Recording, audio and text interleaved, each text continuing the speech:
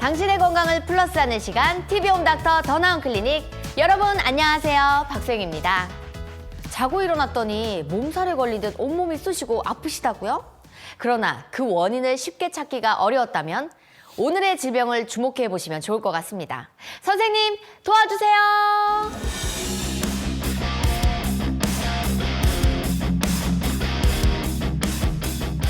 정형외과 전문의 황재원 선생님과 함께합니다. 어서 오세요. 네, 안녕하세요. 어느 날 갑자기 찾아온 참기 힘든 통증, 그 원인을 오늘 선생님과 함께 파헤쳐 보려고 합니다. 어떤 내용일까요? 오늘은 이제 좀 생소하긴 한데 섬유근육통과 근막 동통 증후군이라는 주제에 대해서 이제 설명해 보겠습니다. 단어 자체가 굉장히 어려운데요.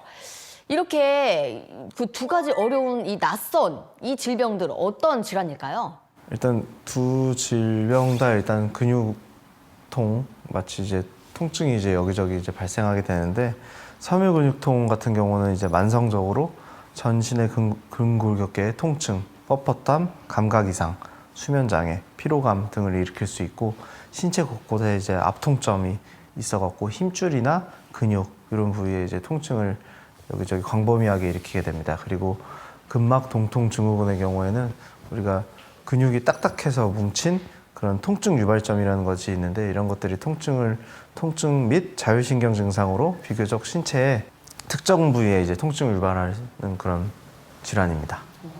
이 두 질환의 가장 큰 차이점은 무엇일까요? 가장 큰 차이점은 일단 섬유근육통 같은 경우는 이제 광범위하게 전신에 생길 수 있다. 그리고 근막 동통 증후군은 비교적 국소적인 부위, 즉 뭐 오른쪽 어깨라든지 목이라든지 이런 국소적인 부위에 발생할 수 있게 되고, 그리고 또 섬유근육통 같은 경우에는 우리가 압통점이라는 게 있는데, 그 압통점이라는 거는 이제 만졌을 때 매우 민감하게 느끼고 그런 부위를 이제 우리가 압통점이라고 그러는데, 그러니까 딱 누르면 아픈 부위를 이제 우리가 압통점이라고 부른다면은, 근막 동통 증후군은 그 통증 유발점이라는 게 있습니다. 이건 우리가 트리거 포인트라고 하는데, 영어로는 이 트리거 포인트 같은 경우는 아까 말씀드린 근육이 단단하게 뭉친 부위가 있고, 이 부위를 누르게 되면은 이제 마치 방사통처럼 통증이 여기저기로 이제 퍼지는 그런 부위가 있습니다. 이게 두 개가 다른 거죠. 한 개는 압통점, 한 개는 이제 통증 유발점이 있다. 이게 두 개가 다릅니다.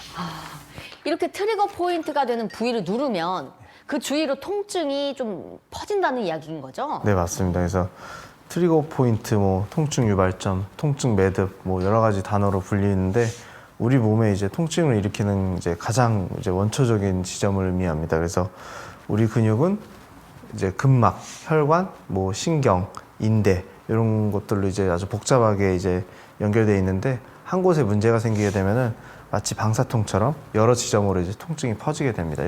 이런 지점을 우리가 트리거 포인트라고 합니다. 그렇다면 이 통증은 얼마나 지속이 될까요? 이 섬유근육통 같은 경우는 어떻게 보면 만성적으로 이제 계속 가는 경우가 되게 많고, 근막 동통 증후군은 뭐 짧게는 뭐 한두 달, 뭐 일주일이 될 수도 있고, 길게는 뭐 6개월 이상 만성으로 가는 경우도 있습니다. 환자가 느끼는 통증은 그렇다면 어느 정도가 될까요? 통증 스코어 중에 이제 바스 스코어라는 게 있는데, 이제 0점에서 10점을 기준으로 하고 있고, 10점을 우리가 살면서 느낀 통증 중에서 가장 심한 통증이라고 했을 때, 예를 들면 산통 같은 섬유근육통 같은 경우는 약 7.8점, 이제 꽤 심한 통증이죠. 그리고 근막 동통 증후군 같은 경우는 6.2점, 뭐 6.3점 이 정도로 이제 알려져 있습니다. 평균적으로. 5점 이상이니까 굉장한 통증을 그죠. 유발하는 거네요. 네. 이렇게 통증 이외에도 다른 증상도 동반이 될까요? 네, 그 섬유근육통 같은 경우는 근육 부위 통증 말고도 그 외에도 뭐 우울감이나 뭐 불면, 수면 장애, 불안, 뭐 기억력이나 이런 것들에도 문제가 생길 수 있고, 집중력에 저하까지 올 수 있는 여러 가지 기타 문제들이 동반되는 경우가 있고요. 근막 동통 증후군은 주된 증상은 이제 통증이고, 근육 쪽의 통증이고, 그 외에도 뭐 근육이 뭉치면서 혈액순환이 잘 안 되거나 신경이 눌리면서 이제 저린 느낌이나 아니면 손발이 붓는 그런 증상들이 생기기도 합니다. 우리가 자고 일어나면 흔히 이렇게 목이 잘 안 돌아가면 나 담 걸렸어 이런 말들 정말 많이 하시거든요. 이렇게 담결림이나 무리한 운동 후에 생기는 근육통과는 또 다른 통증일까요? 담 같은 경우는 우리가 뭔가 경직된 상태에서 갑자기 힘이 확 들어가거나 이럴 때 근섬유 손상이 발생하면서 통증이 생긴다고 알려져 있고 운동 후에 발생하는 근육통 같은 경우는 젖산염 같은 게 근육에 쌓이면서 그런 것들이 염증을 유발하면서 통증을 유발한다고 돼 있고 이런 두 가지는 모두 섬유근육통이나 근막동통 증후군이랑은 완전히 다른 걸로 알려져 있습니다. 이런 통증은 도대체 왜 찾아오는 걸까요? 원인이 굉장히 궁금한데요. 원인은 이제 섬유근육통 같은 경우는 일단 원인을 우리가 아직까지는 뚜렷하게 밝혀진 원인이 없습니다. 그래서 환자들이 여기저기 검사하고 또 이렇게 고생하시면서 이제 진단을 명확하게 받지 못하는 경우가 많은 걸로 알려져 있고요. 근막동통 증후군 같은 경우는 보통 우리가 과도한 근긴장이나 스트레스, 뭐 한 자세로 오래 있는 경우 이럴 때 많이 발생하게 되고 그 외에도 술, 뭐 과로, 불면, 뭐 기타 근골격계 질환 이런 것들로 인해서 이제 발생할 수도 있다고 알려져 있습니다. 그렇다면 이 근막동통 증후군의 구체적인 원인, 일상생활에서도 찾아볼 수 있을까요? 그죠. 보통 이제 근막동통 증후군 같은 경우는 일상생활하고도 많이 연관돼 있다고 하는데 어떤 게 뭐 그럴까요? 뭐 예를 들면은 이제 과도하게 운동하는 경우, 그러니까 운동선수들이 많이 걸릴 수 있죠. 그리고 뭐 장시간 한 자세로 컴퓨터에서 오랫동안 일한다든지 뭐 회사원들도 많이 걸릴 수 있고 그리고 요즘에는 누구나 다 쓰는 스마트폰 같은 거 이제 핸드폰 많이 하잖아요. 그렇죠. 이렇게 한 자세로 계속 많이 있잖아요. 그죠. 그러면 거북목이라고도 하죠 요즘에. 그런 것들이 다 근막동통 증후군이랑 이제 관련돼 있다. 사실상 거의 하나로 보고 있습니다. 거의 거북목 이런 것들도. 그것도 하나로 똑같이 뭐 결국에는 뭐 같은 스펙트럼으로 보고 있기 때문에. 네. 그렇다면 이 두 질환 모두가 병원 진료가 꼭 필요할까요? 그렇죠. 뭐 물론 뭐 근막동통 증후군처럼 뭐 짧게 왔다가 지나가는 경우에는 병원 진료가 필요하지 않을 수도 있지만 오래 가는 경우에는 확실하게 다른 문제가 있는지 없는지를 확인하려면은 병원 진료가 필요합니다. 특히 그 섬유근육통 같은 경우에는 이제 겉으로 멀쩡해 보이지만 환자가 엄청 극심한 통증을 호소하는 경우가 많고 병원을 갔는데 검사했는데 진단은 나오지 않고 그렇기 때문에 이제 방치되는 경우가 되게 많은데요. 또 환자 입장에서도 어느 과에서 어떤 진료를 봐야 될지도 모르겠고 하기 때문에 이런 질환이 의심된다면은 정형외과나 또는 류마티스 내과를 꼭 이제 찾아갈 것으로 권유드립니다. 류마티스 관절염과 섬유근육통이 또 동반되는 경우도 있을까요?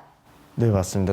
한 10%, 11%에서 30%까지는 동반될 수 있다고 되어 있는데, 그러니까 뭐 엄밀히 말하면은 섬유근육통, 그러니까 류마티스 질환이 있는 환자한테 섬유근육통이 이제 있을 수 있다. 이게 또 좀 더 정확한 표현이고, 그래서 그러니까 그렇기 때문에 류마티스 질환이 있는 환자는 더더욱 이제 섬유근육통이 있는지 없는지를 이제 확인하는 것이 중요합니다.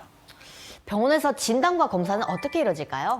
진단 같은 경우는 보통 이게 처음부터 알면은 참 쉽게 진단되겠지만 이제 알지 못하는 경우가 많기 때문에 처음에 보통은 만약에 안다고 가정했을 때는 이제 문진이나 이런 병력 천치로 당연히 진단이 되겠지만 처음에 환자가 왔을 때 처음부터 의심하기는 쉽지 않은 질환이기 때문에 다른 문제가 있는지 없는지를 배제하기 위해서는 엑스레이나 뭐 초음파나 MRI 이런 검사를 이제 환자가 하게 될 겁니다. 뭐 의사도 처음부터 바로 진단할 수 없기 때문에 그런 검사를 해서 다른 질환이 없는지를 확실하게 배제하고 그렇게 이제 진단이 이제 그런 식으로 이제 이런 두 질환은 진단을 하게 되고 특히 그 섬유근육통 같은 경우에는 피 검사를 통해서 염증 수치가 있는지 높은지 이런 것들을 확인해서 류마티스의 그런 염증성 질환이 있는지를 반드시 확인해야 되는데 그 이유는 우리가 류마티스 질환 중에서 쇼그렌 증후군이라는 것과 그리고 베체트병 이런 두 가지 경우는 특히 섬유근육통이 많이 동반되는 경우가 많기 때문에 이런 것들을 확실하게 진단하는 것이 중요합니다. 극심한 통증 빨리 해결하고 싶을 것 같은데요. 어떻게 치료를 받아야 할까요? 섬유근육통 같은 경우는 크게 이제 세 가지라고 볼 수 있는데 첫 번째는 심리적인 심리치료, 약물치료 그리고 이제 마지막으로는 운동치료 이렇게 하는데 이제 뭐 요거를 뭐 나눠서 한다기보다는 이제 같이 병행하기도 하고 뭐 상황에 따라서 조금씩 다르지만 심리 치료 같은 경우에는 일단은 환자한테 이 병이 어떤 병인지 확실하게 인지시키고 이해시키는 것이 중요하고 그리고 뭐 스트레스 관리 이런 것도 중요하고 그다음에 이제 인지행동 치료 이런 것들을 같이 해주기도 합니다. 그리고 약물 치료로는 그 사망계 항우울제 그 외에도 기타 진통제 같은 것들도 같이 병행해서 써서 이제 통증을 어느 정도 줄여주려고 합니다. 그리고 마지막으로 운동 치료 같은 경우는 뭐 말 그대로 운동, 유산소 운동, 명상, 뭐 요가 이런 것들을 통해서 이제 치료를 하게 되고요. 근막 동통 증후군은 앞서 말씀드린 대로 자세를 올바르게 하는 게 가장 중요합니다. 그래서 핸드폰 같은 거 너무 오래 하지 말고 그렇게 하는 것이 중요하고, 그 병원에서는 만약에 병원을 방문했을 때 병원에서 포커스를 맞추는 거는 아까 말씀드린 트리거 포인트 이런 부위에 이제 통증을 주사 치료나 이런 물리 치료, 뭐 스트레칭, 마사지 이런 것들을 이제 시행하면서 치료를 하게 되고, 특히 6개월 이상 진행된 만성 근막 동통 증후군의 경우에는 그 원인을 이제 확실하게 이제 파악해야 되기 때문에 원인에 이제 포커스를 맞춰서 치료합니다. 오늘은 이름도 생소한 급성 통증 질환에 대해서 알아봤습니다. 중요한 것은요, 방치하면 방치할수록 통증의 강도가 심해진다는 것입니다. 단순 근육통이라 방치하지 마시고요, 진단부터 받아보시길 바라겠습니다. TV홈 닥터 더나은클리닉, 오늘은 여기서 인사드리도록 하겠습니다. 시청해주신 여러분 감사합니다.